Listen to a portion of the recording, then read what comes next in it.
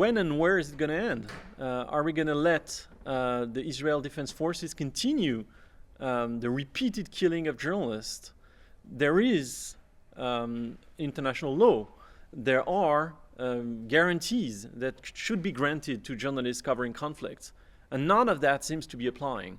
So we need to be very clear about the fact that none of the journalists that are allegedly terrorists are terrorists.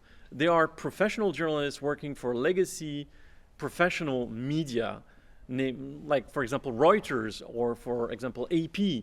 Principle, we might enable more protection for journalists. A suicide drone hit the third floor of the hospital, and this third floor was reputedly known for being a space where journalists work. So there is already a first indication that it might have been a targeted strike. But 8 minutes after, while the emergency services and other journalists were stepping in to help, there was a second blast. So this is a very shocking situation. Qui s'est jeté sur le 3e étage de l'hôpital, qui est historiquement un endroit sur les crimes commis contre les journalistes à Gaza.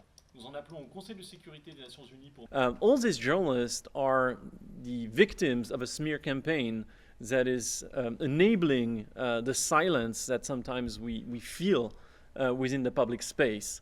So we need to side with these journalists. We need to bring responsibility back into the Netanyahu government and the practices it's allowing for the Israel Defense Forces. We need to hear international policy makers about that, and we're calling on the UN Security Council for an emergency meeting in the coming weeks